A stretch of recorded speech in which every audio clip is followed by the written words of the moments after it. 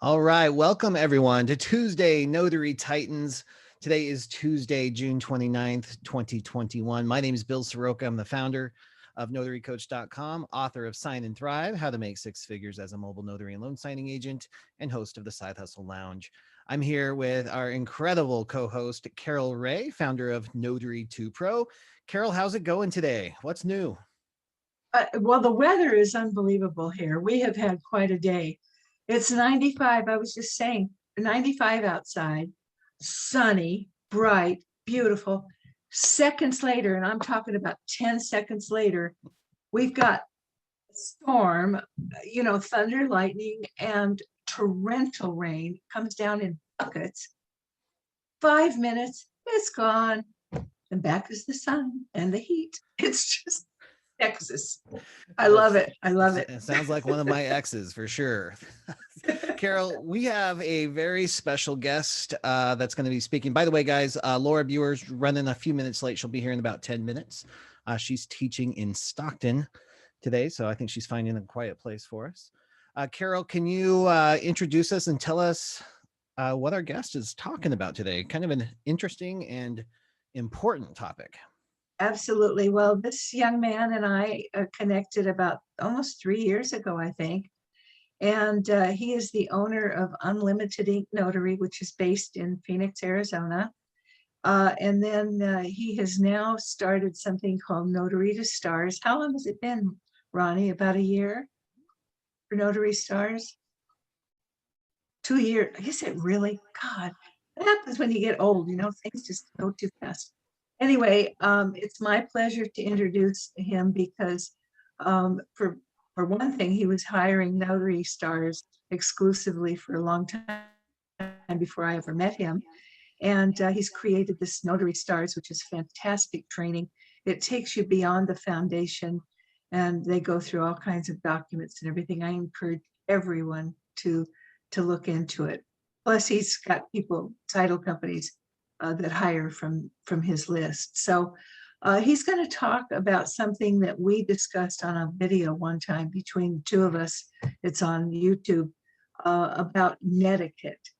And the portion that I wanted him to bring today is how important.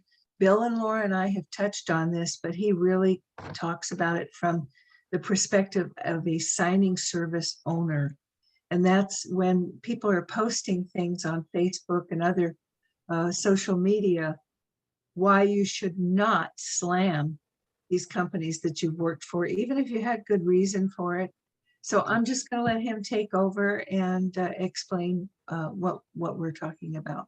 So Ronnie, I'm introducing you to everybody for TNT, Tuesday Notary Titans. Awesome.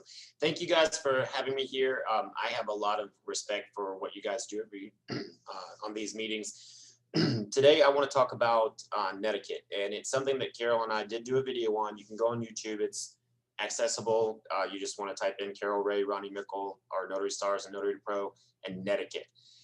It's a class that I actually took in college years and years ago. It was actually a cornerstone class that we had to take right at the beginning of when the internet first started coming out. I don't see them putting this in college courses anymore. Because we've become so in tune with the internet, people use it the way that they use it. But I want to explain to you, we don't have an HR. If you were to work at McDonald's and you went on the internet and you talked about another store, or you talked about, slam the company, you would probably come in and not have a job. It's really hypersensitive. When I worked at Discovery Communications, one of my employees at the time actually wrote a blog and just mentioned Discovery Communications, and I came in at 8 o'clock in the morning to frantic voicemails saying this blog needs to be removed or the employee will be removed. I want to explain to you from a signing agency's perspective. I mean, Unlimited Ink is probably a middle tier signing agency. We're not as big as Amarok, but we're not a small, single mom and pop operation either. We have 25 employees. We do about 3,500 transactions every month. That's about what you're going to see on Signing Order or SnapDocs. On SnapDocs, you're going to see a larger end of signing agencies. But these are owned by people like myself. And I am on social media, and I see people all the time. And I love to listen to Notary Chatter because outside of owning a signing agency, I also take a lot of the information that I see in forums and use that information to help bring content to Notary Stars. And a couple of things that have dawned on me over the years. Number one, the notaries that I see complaining the most, I usually go and look them up on the back end of these platforms and find that they have the worst feedback. And I want to explain to you, you don't want to let social media be your guide, and you definitely don't want to get involved into their conversations. There's a specific way for you to address if a company doesn't pay you, a professional way to do that. You can just not do business with them. I know it's unprofessional, but when I see notaries going and slamming companies, and I see the same notary complaining over and over again, they just wind up on my blacklist, because I'm afraid, what if I do something wrong when I work with them? I don't want to work with a notary that's out there barking so loudly that, you know, they're causing a lot of problems. There is a professional way to handle everything when you work with a company. And keep in mind, even these platforms, you know, on Notary Stars, we have it on lockdown, but there's a big disclaimer. When you rate a company, we only have 4 ratings. It's love this company, like this company, only when it's slow, and never again. Those are the only ratings that notaries can provide on the companies. We've kept it that way because we don't want people taking screenshots of what you're writing about the company, and we make a disclaimer, nothing's safe. And I know, and this is what I'll wrap it up with, I know notaries who like signing agencies when other notaries don't, and I have actually had screenshots sent to me from notary forums and everything, for people from everything from talking about unlimited ink to other companies and asking my opinion on it. You're not safe. And I know notaries who've been cut from Amrock from going in and talking, and they're one of the biggest signing companies in the country. I mean, they're Quicken Loans. So you don't want someone taking a screenshot of something you say, forwarding it over to partner management. And believe me, as many friends as you can make in your community, you can make enemies too. And notaries are competitive, and that's okay. But you don't want someone in your area in a local forum seeing something you said about bad about a signing agency, even though you still want to work with them, sending it to them, and you never get to work with them again. And it can happen to you. So be very careful how you use the internet and what you're using it for. Perfect. Awesome perspective, Ronnie. Thank you. Thank you. Thank you, Ronnie. I know this is yeah, that was awesome and a great perspective, because there is I think there is this if you're in a group or something that you think is secure, one of Ronnie's points here is that you're not. There's always a way. It always comes back. So if you don't have anything nice to say, maybe don't say it at all. And if you need to pursue it, go up the channel. There's a danger here of slipping into self-righteousness, because you might be right. They might be jerks to work for. They might have terrible policies. They might be taking advantage of you. But getting on the internet sometimes and just ranting and raving about it may not be the best way to grow your business on that. So I really appreciate that. Thank you, Ronnie. Thank you, Carol, for inviting Ronnie up here. All right, let's Ronnie, I know you're busy. It's end of month, so thank you so much for taking some time out for us. Thank you. I hope you guys have a great session today. And anytime you want me, just ask me to come on. Thank you, guys. Awesome. All right. Carol, do you want to have any follow-up comments on that? No, I just want to say that it was enlightening to me when I heard about this, that there are so many companies that are doing this, that are going onto the social media. And I've seen some really ugly comments from people. And a lot of times it's not the company that's hired them, it's them. They've done something that's caused them to be eliminated from the list, or have to go back and do a correction, which they're just too proud to admit they actually made a mistake. I used to hire people for companies when they took vacations or something, or they're going to be gone for a day. I had to go do a dental appointment or something. And these are companies I worked for. And if I was free, I didn't mind volunteering and handling some of those calls. And I'll never forget one woman in particular. I'll never forget it. She had just done the signing the day before. She did not she did not apply her seal to the grant deed. And I had to call her and tell her that what they needed her to, and there was something else. She had to go back and take care of it, get something signed and get something sealed. Oh, I couldn't have done that. No, I never make mistakes. And no, it's not me.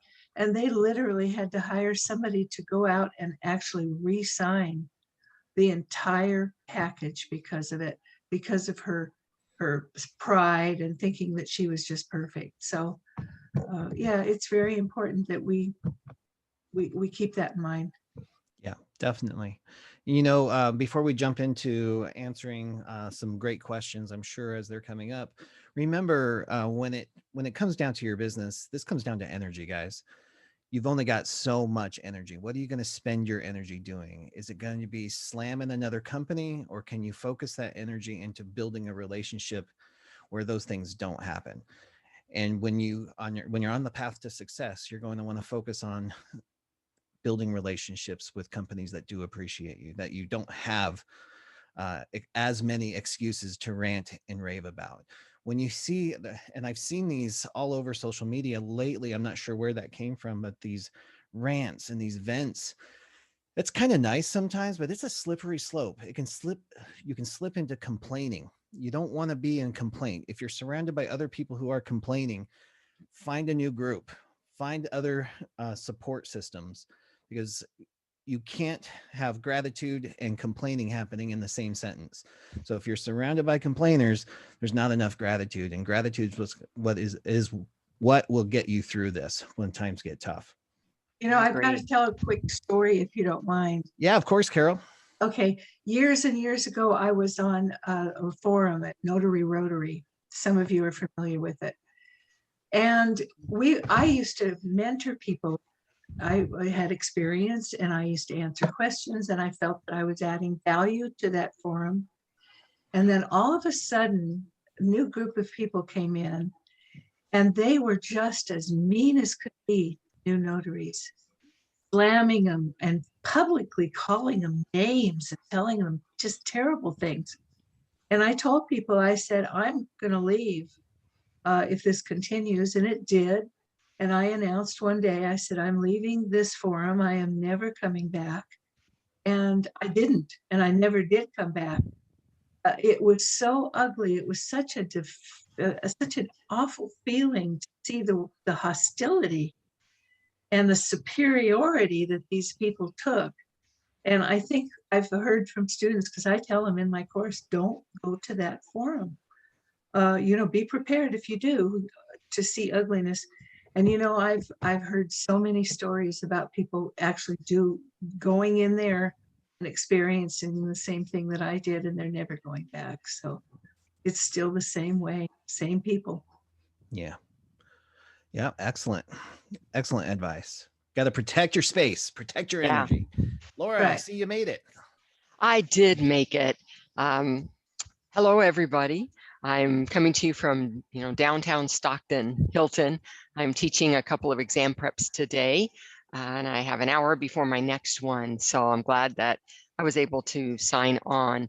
And I just want to add to this idea how funny it is that I read about it this morning, and I had a conversation about it this morning, and I'm seeing it happening here again.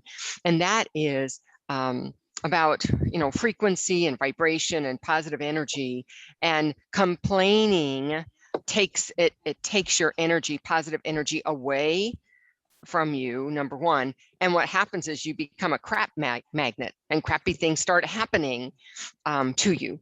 And so you don't have a crappy life and then you complain about it. You're complaining it, and it kind of attracts that to you.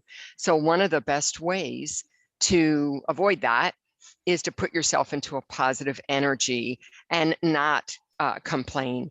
And the other thing I had heard this morning, right related to it, is that don't stand too close to a complainer, because some of it will just fly off onto you. So if you're hanging with complainers, there's a good chance it's not going to be such a great day for you. So get yourself into that positive and be with other people who are positive, because that is your flak jacket right there. That's Love all. that. All Not right. true. Excellent advice. Excellent. And Laura, of course, is the founder of CoachMeLaura.com. If you have any questions, you can check her out too. I'll put the links to the websites for everybody inside the chat as we proceed. But let's jump in and get some questions answered. Yeah. I already see some hands up. The way this works is TNT is like an old-fashioned radio call-in show. You just use the raise hand feature. When we call on you, if you would please just tell us what state you're in first. That's really important. And then ask your question as directly as possible. If we need backup information or additional storyline, we'll definitely ask for it. But let's try to get through as many of these as possible. Janice, thank you so much for being here. You want to unmute, tell everybody what state you're in and how we can help. Hello, I am in Ohio. Can you hear me? Yeah, sure can, Janice. Thanks. Okay. Yeah, so I'm in Ohio. So I'm still new. I have about 30 signings, loan signings under my belt, and I still find myself second guessing on transactions or loans where there's a non-borrowing spouse involved, specific documents that they would or would not sign. I know they don't sign a note because that's the promise to pay, and typically they don't sign like 4506T or C, but some of those title documents, sometimes I'm just like, are they supposed to sign this or not? So I find myself second guessing myself, and I just want to know, is there a way to learn, you know, what Like, they need to sign, what they is don't, there for the is there a most part. standard document? Yeah, okay. I think that's a great question. So Mhm. Carol, do you have any Yeah. advice for Janice? Yeah, a couple of things. First of all, a lot of people don't know when there is a non-borrowing spouse. The easiest way to do it, and this is very primary, but I'm sure there's people who don't know this. The easiest way is when you get the package, the first thing you should look at is the loan application, the 1003. If there is a borrower listed and a name of somebody in the borrower column, and there's nobody listed in the co-borrower, then you've got two signers, then you have a non-borrowing person, spouse, brother, whatever. You've only got one borrower listed. That's the first thing, is identifying who is the non-borrowing spouse. And generally, the documents that need to be signed by the non-borrowing spouse or whatever is determined by the documents, whether or not there's a signature under it. If there's no signature for that person, they don't sign those documents. If there is a signature for both the borrower and another person, then those are the documents that will be signed by the non-borrowing person. So if there's no signature lines, don't have them signed. Follow the instructions that are on the documents. If there's a signature, a line, they can sign it. It's usually the title documents, such as the deed of trust, could be the settlement statement. There's several others, but just follow what your documents tell you. Excellent. And Laura, do you have any further guidelines? I think Carol said it all. Yeah, I think that. So sorry, I got end of mouth tongue happening. End of month tongue happening. Gosh, I think the wish for so many of us is that they just had this standard policy, so we could count on this one way of doing things for every single appointment. And when it comes to lenders and title companies and states, that those are few and far between. So even when I'm doing signing still, I will just follow the document, let the document guide you. If it has their name printed underneath it, I know they're going to expect a signature there. If I still have some questions about it, I'll ask. I think it's absolutely acceptable to reach out to the closing agent or the hiring company and just say, just for clarification, are there any documents that the non-borrowing spouse would need to sign that are not indicated? Because sometimes they'll come through this random, they'll want the closing disclosure signed, but their name's not printed under the signature line. There's no way I would have known that without asking that. So Okay. I think those, between what Carol said and just asking your Right. hiring company Yeah. or the close. I like to skip over signing companies because they're in the same boat you are. They don't know. Right. So I like to skip right into the closing agent and just ask them what the expectations are. Okay. Thank you so much, guys. I appreciate your help. Yeah, you're welcome. Thanks for being here. All right. Gary from Missouri. Nice to see you here. I hope that's Missouri. Man, my brain's working right. You're a mess today. You want to unmute and tell us what real estate? I guess I am. Shoot, I thought I had it all together here. Hi, Bill. No, yeah, this is Gary, MS from New York State. Oh, okay. I'm like, that's not the state code from New York. I know that much. No. All right. Okay, my question is, I've been doing this now for a little over 4 years, and I can never. I deal with mostly signing companies, not title companies, and signing companies you can never get enough payment for.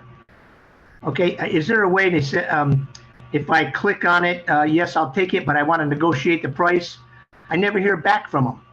Should I call them right after that, or is that how it works? Great question. me? Carol, what do you have to say? Oh, Okay, so he's talking about Yeah. pricing and wants more money. Renegotiating. Yeah. Yeah, well, good luck. Good luck. Sorry.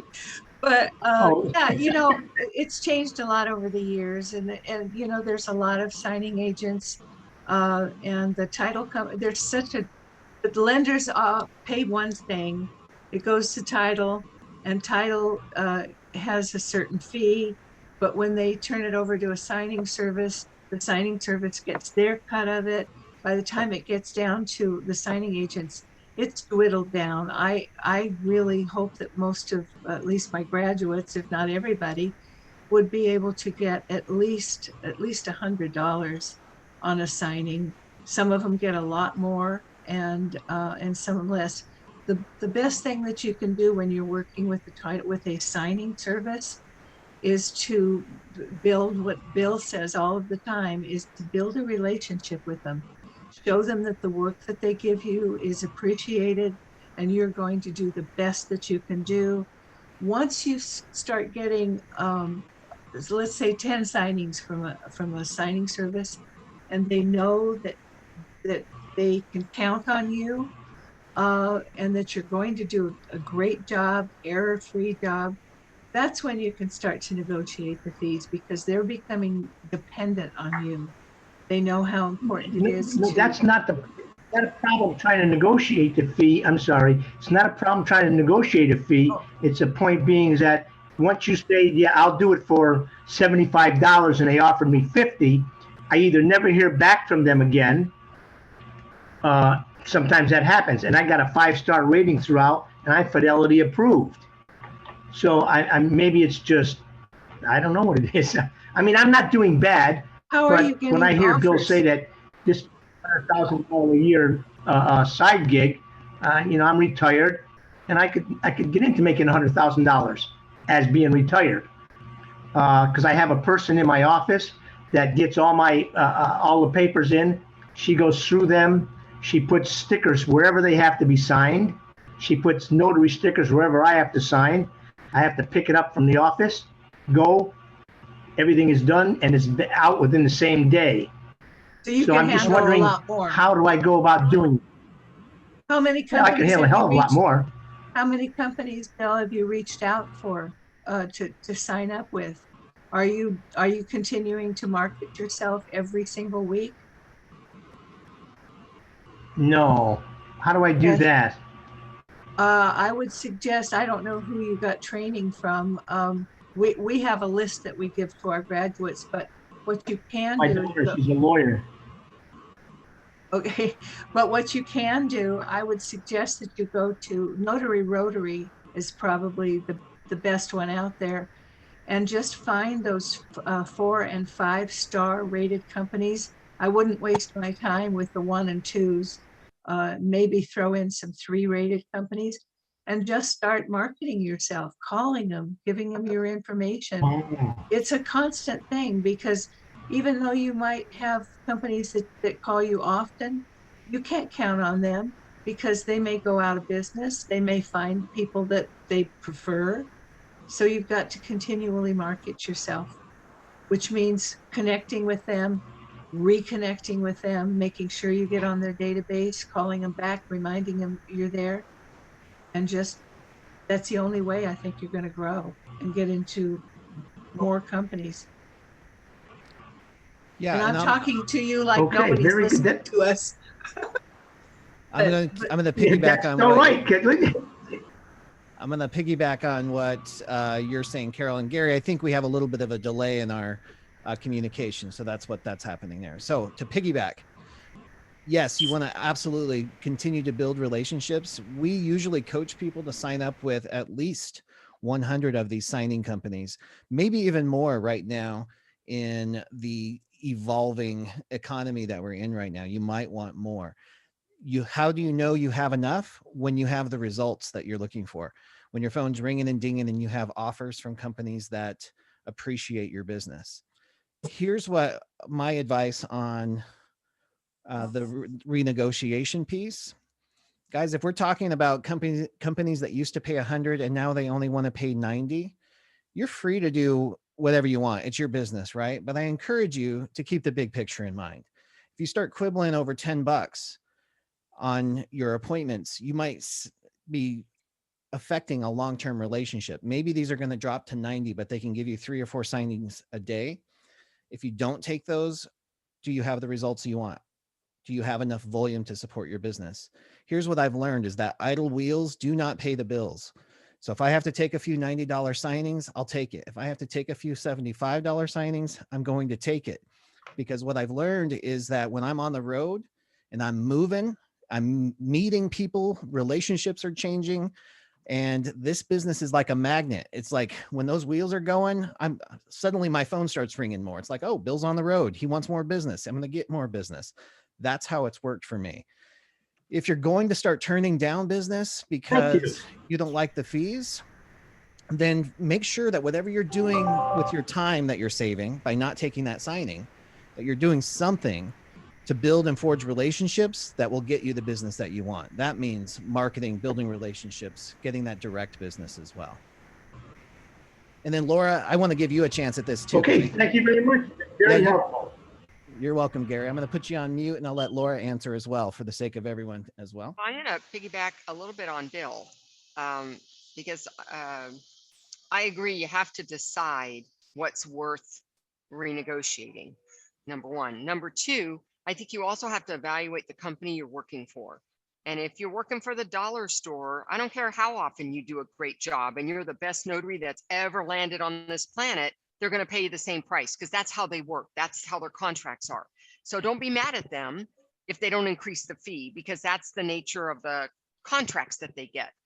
That it means you need some other signing companies in your portfolio and or direct title companies to have a better blend of the amount you get.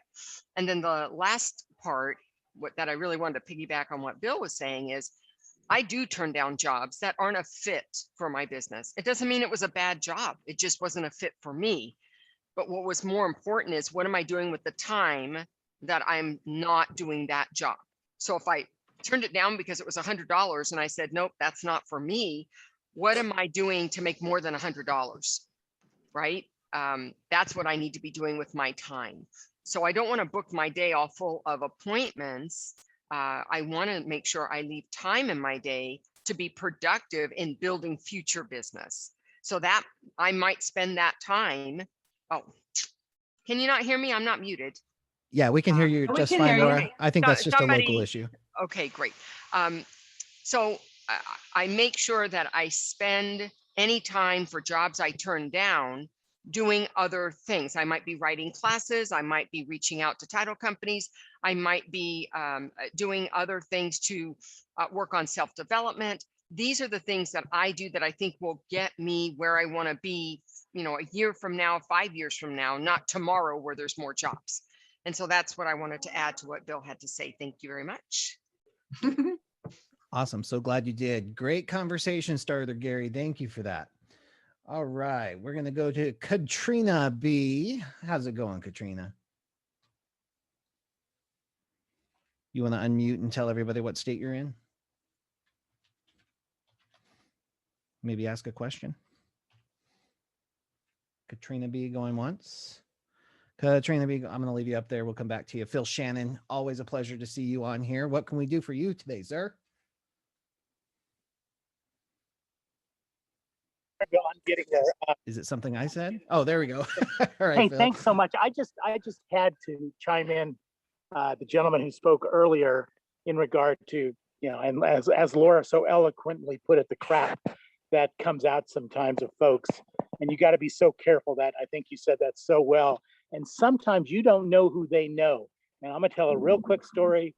I had a couple big appointments, one with a smaller company, one with a very large company, Frito-Lay, everybody knows that company. And I went to the smaller one, and to be honest with you, the HR director was really not very nice at all. It was not a good situation in any way, shape, or form. And I basically drove the 300 yards to go to the next appointment. And I wanted so badly to tell her about how rude this person was. Well, I didn't. I bit my tongue. I did the right thing. I found out that was her sister-in-law. Oh, And if I had said something, I would have completely ruined one of my best accounts just because I had to get something off my chest. So my point is, be very, very careful what you get off your chest, because it can, as you mentioned, Bill, it can just totally disrupt your business. Totally, you know, it's, you know, I know we all want to vent. I know we all feel like we need that avenue, but you need to sometimes bite your tongue and do the right thing. So that's all I wanted to share. Yeah, Phil, thank you for that. There's a lot more power in reticence and just holding back, just sitting back and processing. And this is not coming at you from a preacher standpoint. This is coming at you from somebody who did things the other way a few times. And this is such a small world. I have eaten my foot. I've taken so many bites out of that because you say the wrong thing. You think you're trying to be cool, try to say something funny, or you think you're buying into somebody else's drama, and it has bit me in the rear end. Yep. Bad. Yep. So true. Bad. So One other thing, learn from my mistakes. Yeah, go for it. We just got such a great result last week from our presentation right after TNT that we're going to do another one today.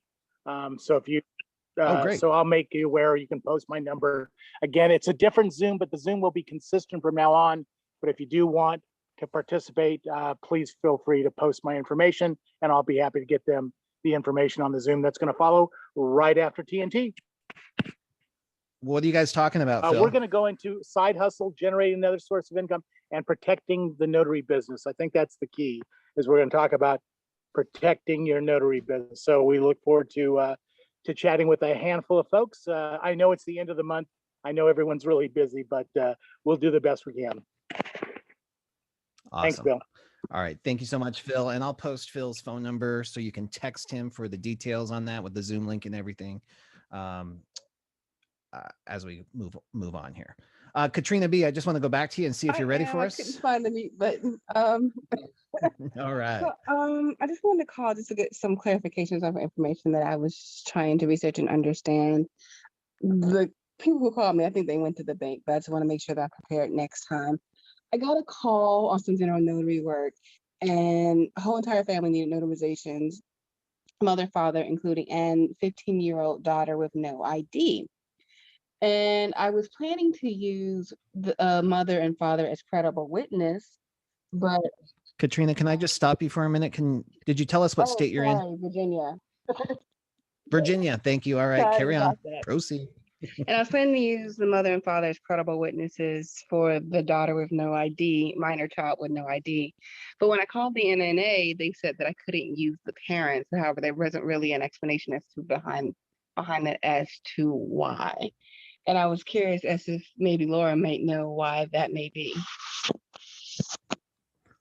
Laura, what say you? You're on mute too, by the way. Yeah, I don't know why they said what they said. I'd have to check statute, but it has to be an impartial witness. It can be family.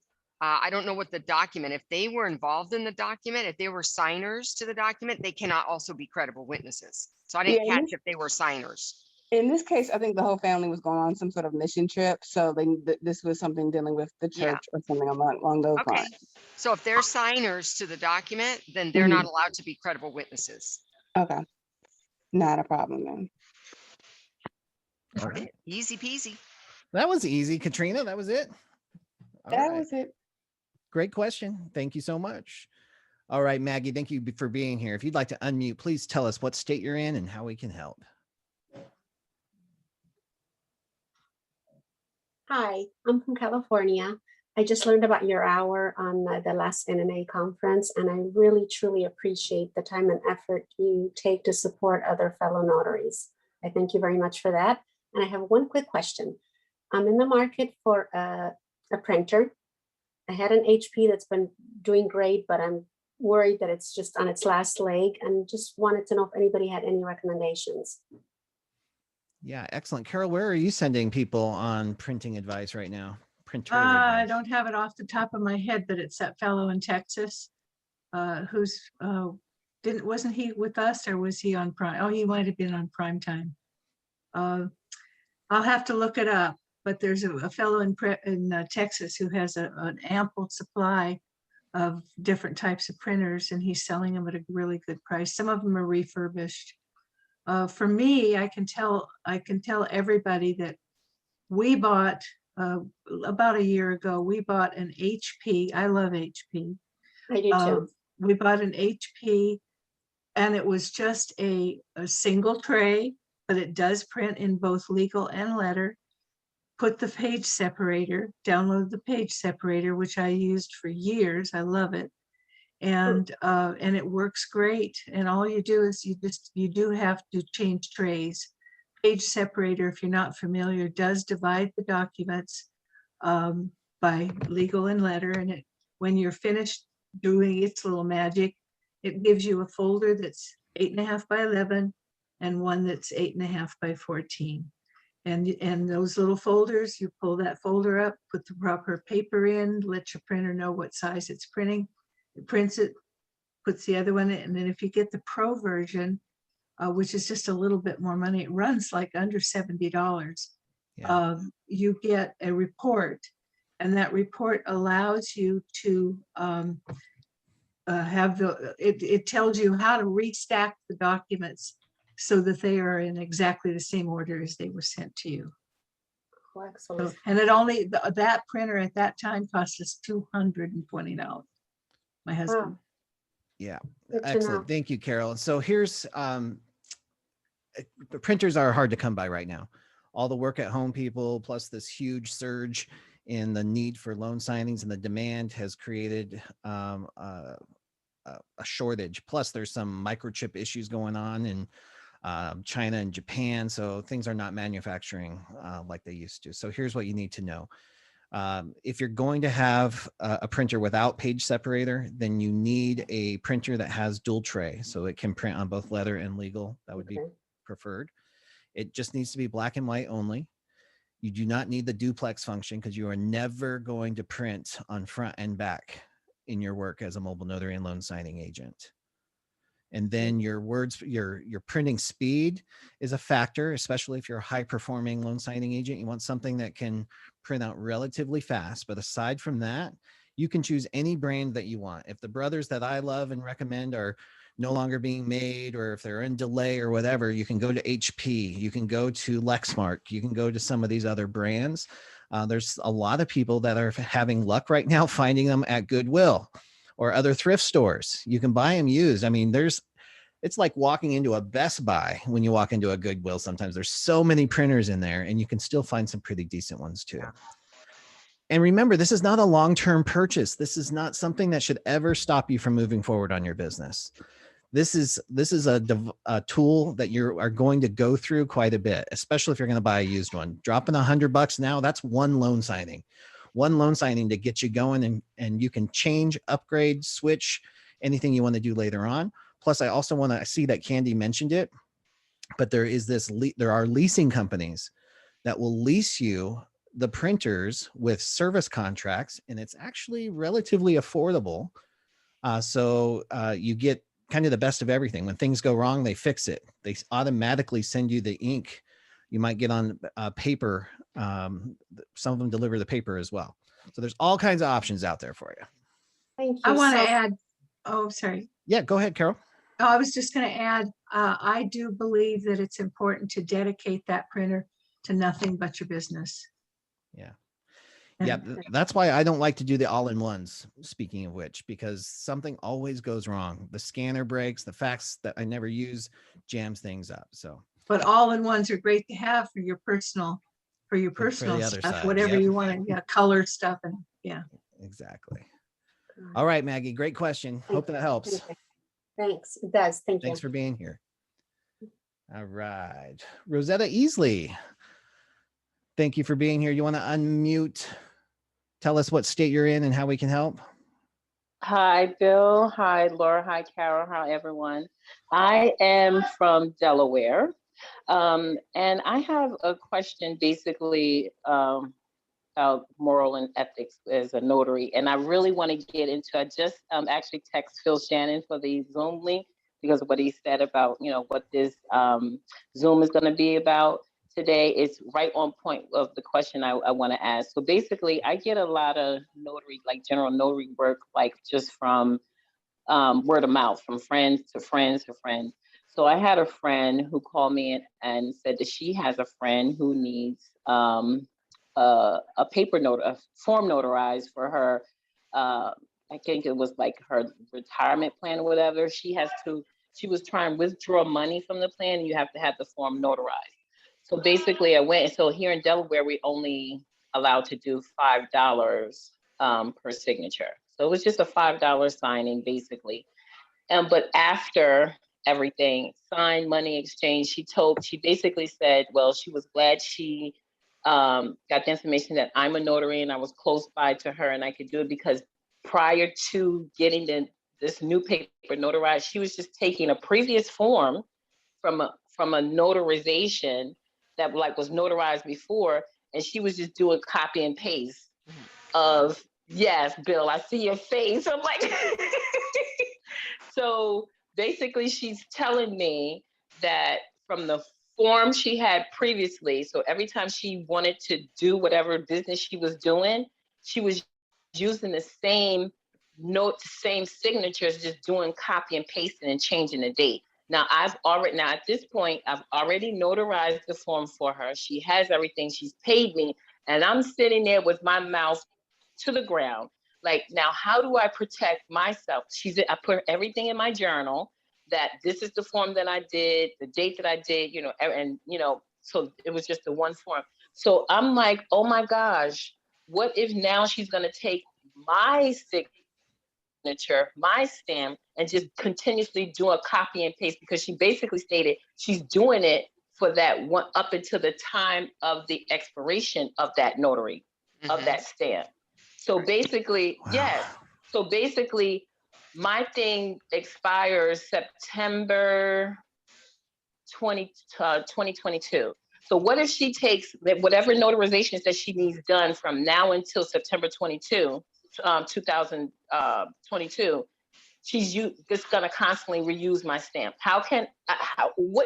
As you see, I'm like, I don't even know what to, Bill, I see your face. Like, what am I supposed to do? Rosetta, great question. And what a bizarre situation. Laura is our expert witness. Laura, what do you take on this? What, Laura? I'm almost speechless, really. That she admitted what she was doing. And I think really because shocking. she thought, Just committing fraud. That's all. I think she just thought because she knew, because I was the friend to her friend, and she was like, oh, I'm just so glad, because this is what I was doing. I'm like, what? Yeah, Laura. Well, regardless, this is something that we need to be concerned of anyway, Well, right? it Laura? is. So I mean, how the do we first thing protect is these? you've already notarized it. So Yes. in your journal, I would indicate what she admitted to you and document that. That, she has said that she has done this before, just in case she does it again, she's already got history of doing that. Second of all, I would let her know, do you know that that is criminal action? And depending on your state, it could be a misdemeanor, could be a felony, depending on the type of document. She could go to prison. So there's, and that if a journal is being kept, there's records of when it actually happened, because that certificate was dated. And if it doesn't, if she changed the date, now that's no longer going to match the notary records. I mean, I would tell her information about why this is not a good idea for her to do it. For God's sakes, it's a $5, notarization. It's not like you can take the certificate back and say, forget about it. You've already performed I've it. already So stamped it. all you can do is let her know what can happen to her if this is found, number one. Number two, tell her that you're documenting it. So if it comes up, you've got protection. And then I'm going to tell you in the future, if you got called to court on it, you would need to testify, that here's when I met with her. It was this document only. It was one time only. And if it was on any other date or any other time, that's fraudulent. Because people do stuff. I would report her to the Secretary of State, because she's invalidating who knows how many documents that have been done prior to their meeting. What a mess that would be. And I'm thinking, like, how many notary public stamps has she used, like different people's stamps throughout years, just to continue there's no telling how many times she's done this. Do you realize I was so floored. I didn't even know what questions to ask. I was like, let me hurry up and get my stuff and get out of here and make sure I have my stamp with me. So it's like, I just didn't know what to say or do. But Rosetta, do you realize sorry, what could happen if somebody if that happens on, say, a grant deed or a deed of trust, a document like that, if they go back and find that it's not a valid notarization, what could happen to the ripple could go on it could affect hundreds of people. Oh my God. And so I just want to say that before people start thinking this woman is getting all kinds of stamps and all kinds of documents, I mean, let's not blow this up, that this is what she does as a profession, guys. Let's bring it back down to reality. Okay. She has this document, probably a spousal consent, whatever it is about the retirement, and she's redoing that form. That's what she admitted to you. Not that she was out stealing real estate or doing anything else. Not that couldn't be her next level. But for right now, this is what she's doing. That's what you can attest to. I like Carol's idea about calling the Secretary of State for Delaware and saying, this is what happened. And you know what I think they're going to tell you is you should report it to police. I don't think the Secretary of State, see, the Secretary of State doesn't manage the public. That's not their area. They manage notaries. The notary didn't do anything wrong, so they're not going to be able to help with regard to the notary. They don't manage the public. The public prosecutor's office manages the public. And I think that's the only one who could really go after her. If you were like, I want this stopped, that's, I think, where you would go. You would go file a complaint with the police department and go up from there. Wow. Yeah. Why can't we just take the certificate back and say, I'm sorry, I can't notarize this? Once you've already performed it, you've already performed it. She's already, right? You said, Rosetta, it was done. It was all after the fact. The money was exchanged and everything. It's done. And we were just, I was just wrapping up, and then it was just, how you just have like basic conversation at the end. And that's what she was like, oh, I'm so glad. And then that's when she told me. Right. So I think it was too late for her to be able to do that, but not too late to tell her those few things that have been suggested on those actions, whether it's to file a complaint, let her know what could be happening to her if it's found out, and that you've documented all this in your journal. So there's no way, she better not even think about doing it with yours, because you're ready. Yeah, Rosetta, I love that approach to it, because I think one of the challenges that we have as a notary public is that even the states kind of discount the service that we provide. It's like, so people think, oh, it's just $5. It's really just inconvenient for me to go through this. But what we do means so much more, but the public doesn't always appreciate that. So you can have a conversation with her, letting her know that it needs to stop here, because she could have some criminal issues tied into it. But more than that too, is she has to fill out this form. And if something happens, and there's a dispute with that form by maybe her husband's or her ex-husband's family or whatever, and it gets taken to court, and she's got this duplicated notary certificate from a form prior and it's not legit, it may not hold up in court. So she may not be as protected as she thinks she is. There might be further implications. So sometimes just a conversation like that, just to educate, will help. Okay. I was involved in something years ago in the 70s when I was an escrow officer in Southern California. And it was some illegal notarizations. I won't go into it here, but it was horrific. And it absolutely destroyed the lives of about 4 families that I knew of. It was horrible to watch. And so my shackles went up when you were talking about this. Yeah. It's something could go horribly wrong for people. Yeah, I think people just take, you know, they don't, like you said, Bill, they discount that, you know, that notary is just a $5 notary. But even for myself, before I became a notary public, I had no idea like how important we are, like the type of things that we do, the type of notarizations that we do, how these forms are like legal documents are life-changing. Yes. And I just had no idea, even though it is just, you know, Delaware only allows you to charge $5 per signature, but it's just the point that these obviously they are very important documents needed, else whatever business that you're trying to take care of can't be completed unless you see one of us. Yep. So, and that's why I'm like, oh my God, I can't wait to TNT to talk to somebody. Well, Rosetta, thank you guys, though. Yeah, my pleasure. Thanks for bringing that to us. That sparked a really interesting conversation. And if anything changes as it unfolds, let us know. Okay. All right. Thank you guys. Have a good day. Apollonia from Illinois. Lovely to see you on today. How's it going? Hello, Bill. How are you? Excellent. How can we help today? Thank you. Thank you for taking my question. Hello, Laura. Hello, Carol. Hi. My question is for Carol. Last week, after tea, which was really something, last week I had a signing where it was a loan modification, so it was like an in and I consider those in and out.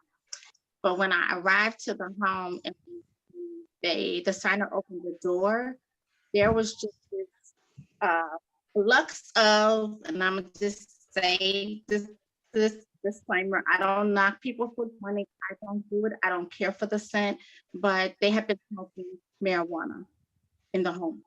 And so the smell just came straight racing out the door. Yeah. And I was like, oh, because I can't have this stuff coming, you know, smelling on my clothes. I have another signing afterwards. I don't like the smell. And so I kindly asked her, if you don't mind, can we sign out here on the porch? And she said, okay. My question to you is that, you know, okay to kindly, you know, ask people, if you don't mind, without actually calling out the reason? Because to them, it's not obvious. The people who do it, it's not an obvious thing, and they don't think that other people can be offended. I just don't care for it. I don't do it. I don't want it on my person. So how do you handle I personally would tell them I'm allergic. and I get deathly ill anytime I get around marijuana smoke. I mean, come on. Seriously. They're doing it. They invited you into their home. You know, I think that being allergic to things is a good excuse for a lot of sightings. Okay. Okay. Keep that in mind. You know, if they've got dogs as big as horses, which I ran into one time, and it was pretty terrifying. They have Great Danes. They raised Great Danes. You know, if you really don't want to be in the house, don't be in the house. Yeah. And allergies are a good reason. Got it. Noted. Thank you so much. Yeah, you bet. You can always default to allergies for so many things, or that asthma on the extreme side, but allergies has saved me. I don't like seafood. So rather than getting involved with a story from everybody who wants to sell me their seafood, every time you go to a restaurant, they're like, no, you just haven't had good seafood. No, you got to try this. So rather than deal with that, I just tell everybody I'm allergic to it now, and then I don't have to do it. It's a conversation stopper. It's hard to argue with that. Yeah. So most people will be courteous and say, yeah, absolutely, we can step outside. That makes sense. Thank you so much for sharing that. Thank you. Yep, you got it. Great question. A scenario that I think we're all going to have to get used to when it comes to marijuana as more states legalize. Wanting to try it for 78 years. Really? I never have. I'll be right over, Carol. All right. May Barber, pleasure to see you here. Would you like to unmute? Tell us what state you're in. And ask your Hi, question. I'm in North Carolina, and you guys have already went over the question that I had. It was regarding the non-borrowing spouse. Okay. The only thing that I still have a question about is like when the title company is closed and there's not a pre-printed name on the document. So for this one, it was a borrower affidavit, and the only thing that was pre-printed was the like the address and the venue. I just had the borrower, the primary borrower, to sign the affidavit, but that was my only question. Yeah, I think that makes sense, right? They are the borrower. They're the ones that are borrowing the money. They're on the note. So that would be a logical, like I could go to if they had a problem with it, I could go to the lender and say, this is the borrower affidavit. A non-borrowing spouse probably would not sign the borrower affidavit. Like I could put that logically in my head to say, oh, this is what I was thinking. I could stand up in front of Judge Judy. And just remember, everybody, that the non-borrowing spouse is never on the note. Even if there's two lines, maybe with no name underneath, they're never on the note. They're not obligated on the note. That would make them a borrowing borrowing on the deed of spouse. trust. Exactly. Yes. Exactly. All right. Great question, May. Thanks for being here. Thank you. Susan Cope from Arizona. How's it going, Susan? Where are you? There you I'm go. right here. Hi, Carol. Hi, Laura. Hi, Bill. Hi. Hi, Rhonda. I have one of my first tomorrow. I have a signing for a signature by Mark. And it's also he's signing as a power of attorney. And I've gotten so many different conflicting directions that he's from the SOS, from the book, different handbooks that so basically what I'm going to do is have him sign his X, and it says that I heard that yes, you need to have a witness, and no, you don't, but the SOS told me one time that yes, they need a witness, and no, I don't need a witness. And so I'm going to have the witness write his name next to the X, and then I'm going to have him sign it, comma, witness beside it. And then, I have the POA verbiage. Does the witness sign the POA verbiage? And then in my notarial block, do I just put X, sign his name, and then as on behalf of whoever he's signing for? So I'm totally, my boss told me, I said, well, how do I do this? He goes, Google it. He was not very sympathetic at all. Yeah. And what a testament to our Secretary of State. Literally, you can call every time, you'll get a different answer. Right. So give me some clues. I've got my notebook out. Well, Yeah, Sue, so- I'm going to start real quick and then everybody can put in Please. what they want to say. But in our library, first of all, in the graduates website, I have something that shows exactly how the signature by Mark should be done. Okay. I've never seen it combined with the power of attorney. So maybe somebody else can jump in there. I've never seen it. So I don't know how you're going to handle it, because they're supposed to sign you know, his name by her name as, Yeah. you know, his. Right, and does the name. witness do all the writing? And then it also, the Secretary of State said that I also have to have the witness print the name and then sign their name. And then I'm supposed to also print my name and sign my name as a witness. So can I be a witness and a notary at the same time? Yes, you can in certain states. You're in Arizona, so I Right. believe, yeah, if I remember right, yes, you can be. Bill knows. Bill can answer. Yeah, but this is a new scenario for me. Laura, I'd have to default to Laura on this one. But Okay, also, Laura. and Laura, I have some concern that this is not the venue to dive this deep. Would you be willing, Laura, to have a one-on-one call with Susan? Yeah, Susan, I think that would probably be better. Although I can tell you right off the top that in your notary certificate, it's his name, not his mark, that goes in there. Oh, the Secretary It's your of signer's State name, said- not the X isn't his name. The X is the mark. Oh, she told me to put the X and then print his name and then sign my name as witness and then notarize. No, that's up at the signature line. I'm saying in your certificate, Oh, in your notary wording where it says personally appeared, Mr. Signer, right. you don't put Mr. X. You put Oh, Mr. that's what Signer. she told me to do. Not in No, the certificate. No. no. Yeah, I don't have to look that up. Absolutely. His name goes after, if he's the one that appeared, then you're going to print his name that he appeared as attorney in fact for the non-appearing Whoever. person. Right. That's what I would think there. What you described as a two-person witnessing structure, and in Arizona, they're allowing you to be one of those two witnesses, where you sign your names, comma, witness under the signature line. One of the two witnesses, I'd have the other one do it, not you. Print Right. what his name, print the name and that notarial block. I mean, the not notarial, but the POA block that goes with it.